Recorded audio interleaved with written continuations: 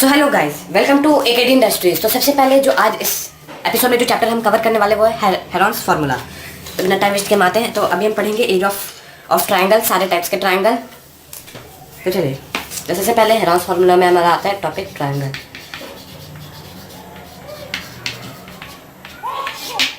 Triangle, तो triangle word सुनते तो आपके दिमाग में आता क्या है?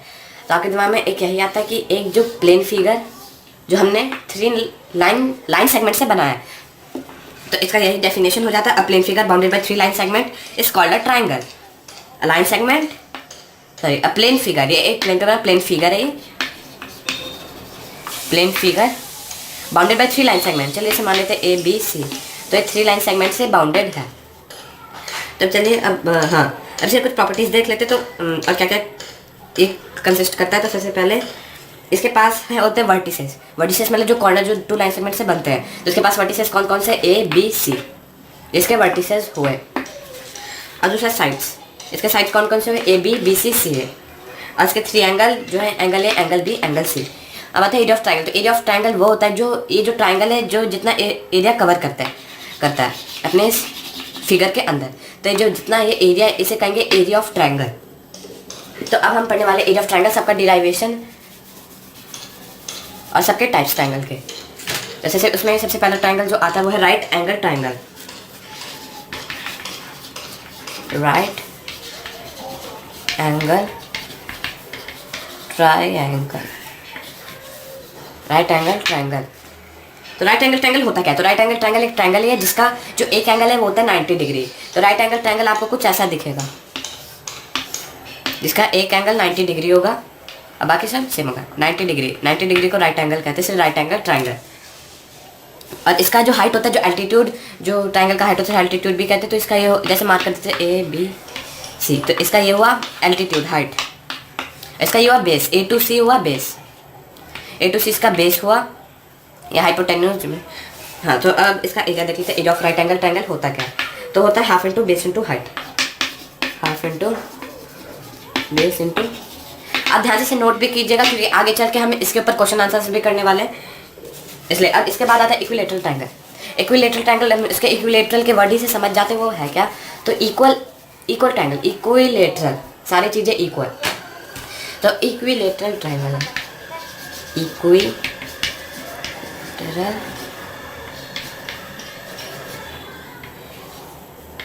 Triangle, equilateral triangle. तो इक्विलैटरल ट्राइंगल बना दो पहले। तो इक्विलैटरल ट्राइंगल कुछ ऐसा दिखेगा, ठीक है। सारे इसके साइड और एंगल इक्वल होते हैं। हाँ, अभी बना परफेक्ट। तो कुछ ऐसा दिखेगा। तो इक्विलैटरल ट्राइंगल में होता क्या? तो सबसे पहली बात, equilateral and triangle, an equilateral triangle has all sides and all angles equal. जिसके ऑल साइड्स होते हैं वो सारे इक्वल होते हैं और इसके एंगल भी इक्वल होते हैं। और जैसे हम जानते हैं जो टोटल एंगल होता है वो 180 डिग्री, सॉरी 180 डिग्री एंगल होता है पूरा सब मिलाकर। तो हर एंगल बस 60 डिग्री, जिसका हर एक एंगल 60 डिग्री होता है। और इसका जो हाइट, एल्टीट्यूड, जिसका हाइट होता है एकदम बीच वाली लाइन जो इसे बांटती है हाफ में, उसी लाइन को इसका हाइट मानते हैं। चलिए मान लेते हैं इसे ए और ये भी ए। तो जब हम एल्टीट्यूड लगाते हैं तो हाफ पार्ट में डिवाइड हो जाता है, तो इसे a/2 भी कह सकते हैं। और जो इसका डिराइव करने में, एरिया डिराइव करने में काम आएगा भी। तो हाँ, और इसे ए बी सी। अच्छा, चलिए इसका एरिया भी डिराइव कर देते हैं। तो जैसे इस ट्राइंगल में देख रहे हैं ए बी बी सी और सी ए सारे इक्वल हैं। सारे इक्वल इसलिए मैंने ए इसे लिख दिया है। और जो एंगल है और एंगल बी और एंगल सी वो सारे 60 डिग्री के इक्वल है। तो हम लिखेंगे in right angle triangle, in right angle triangle A B C. So in right angle triangle A B C, A D square is equal to A C square minus D C square, Pythagoras theorem से। A D square is equal to A D square is equal to A C square minus D C. हाँ, A C square minus D C square. तो हमारा Pythagoras से theorem हो गया। Bye लिखेंगे bye Pythagoras theorem. तब A D square is equal to, अब देखिए ए सी तो हमने ए लिया क्योंकि सारे इक्वल है, तो ए स्क्वायर हो जाएगा माइनस डी सी, क्योंकि हम अभी इसी पार्ट का निकाल रहे हैं। ये देख लीजिए इसी पार्ट का बस। तो इसी पार्ट के लिए हम ए नहीं लिख सकते, इस डी सी को, इसे डी मान लेते, डी सी को ए नहीं लिख सकते तो ए बाई टू लिखेंगे। तो जिससे हो जाएगा A D square is equal to A square minus A square A by two का होल स्क्वायर। ठीक है, यही इसे समझ गए। अब इसे मिटा देता हूँ।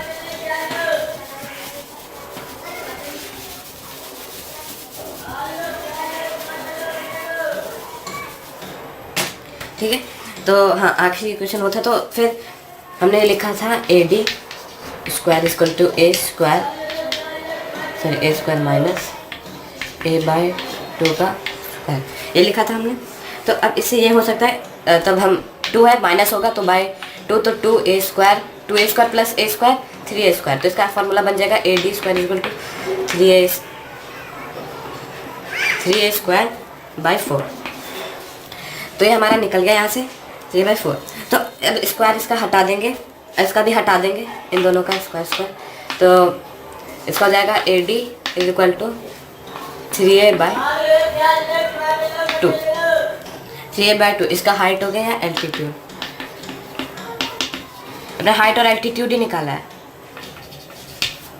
ठीक है, हाइट और altitude under root 3a by 2 निकल चुका है हमारा। तो अब एरिया ऑफ ट्रायंगल एबीसी, अब आते हैं इसके एरिया पे। एरिया साइड ट्रायंगल का होता है half into base into height है। तो अब सब जानते हैं, फॉर्मूला पुट कर देंगे। हाइट की जगह 3a बाई 2 को और बेस की जगह a को। अच्छा, फिर कैलकुलेट करते हैं। मिटा देते हैं इसे।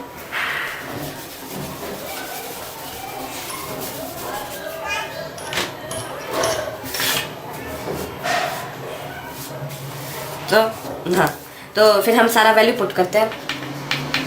इसका कुछ हुआ हाफ इंटू ए, तो A into A D is equal to half into A जो हमने लगाया था under root 3a by 2 equal to, तो ये 2 हुआ तो 2 हाँ अंडर रूट 3a बाई 4। ए ये ए और ये ए इंटू हो गया ए स्क्वायर, सॉरी यहाँ नहीं आएगा, ए स्क्वायर में आ गया। ठीक है, तो इसका एरिया हो गया आखिरी में अंडर रूट 3/4 ए स्क्वायर यूनिट्स। तो जो भी यूनिट होगा वो यहाँ पे पुट कर देंगे, ये हमारा निकल गया। अब जो आखिरी ट्रायंगल है, आप खुद ही बता दीजिए जो आखिरी ट्रायंगल है वो कौन सा है। Isosceles triangle. स्केलिन ट्रायंगल होता है जिसके तीनों साइड अनइक्वल होते हैं, उसे स्केलिन कहते हैं। तो वो कहीं आता है नहीं, वैसे हम पढ़ने भी नहीं वाले उसके बारे में। हाँ, तो आइसोसेलेस ट्रायंगल। तो आइसोसेलेस ट्रायंगल क्या होता है?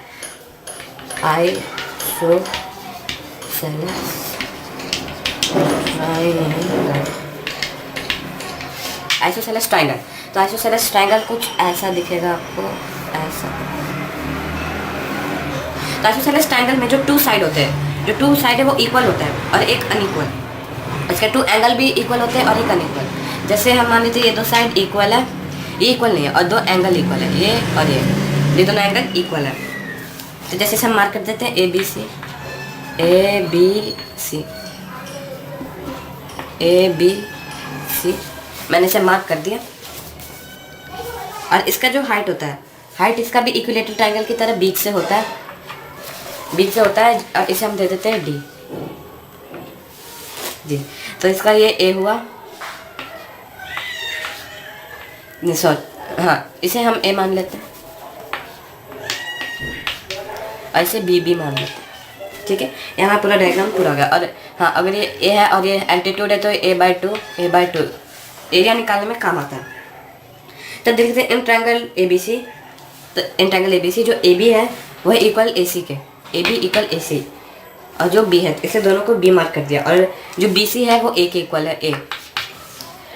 तो एरिया ऑफ आइसोसेलेस ट्रायंगल तो होता है half into base into height. जैसे हम जानते हैं half into base into height, सब में यही फॉर्मूला लगता है।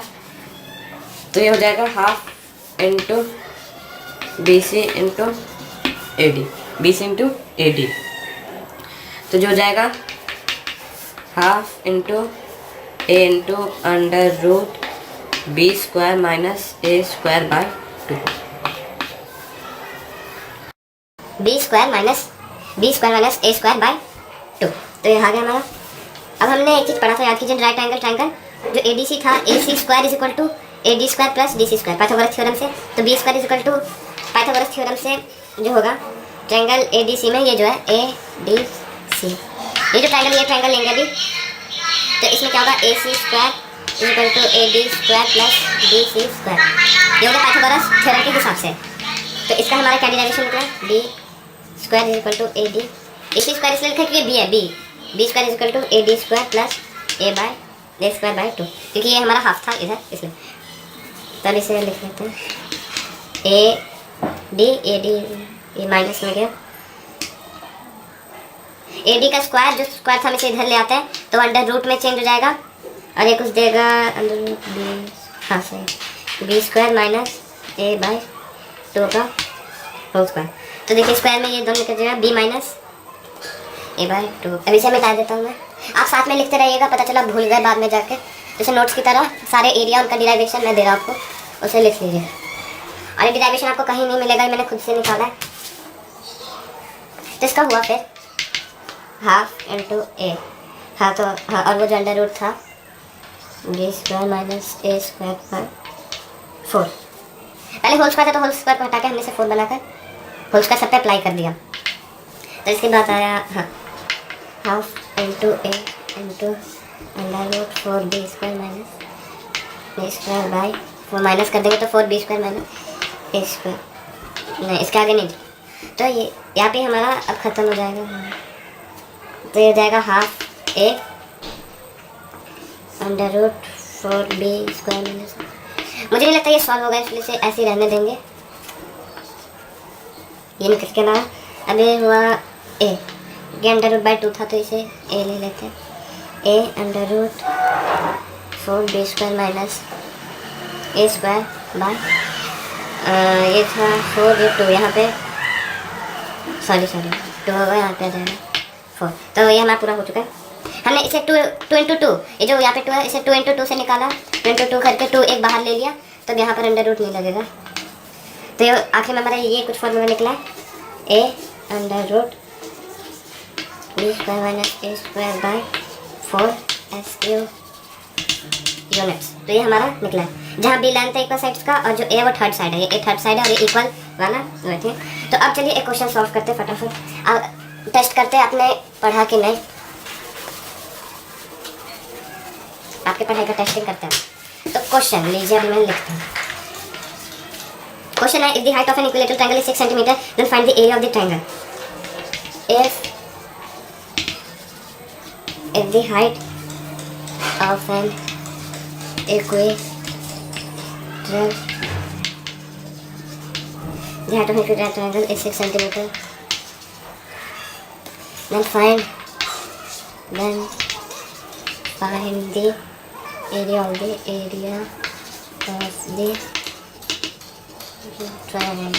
ट्रायंगल की एरिया फाइंड करनी है।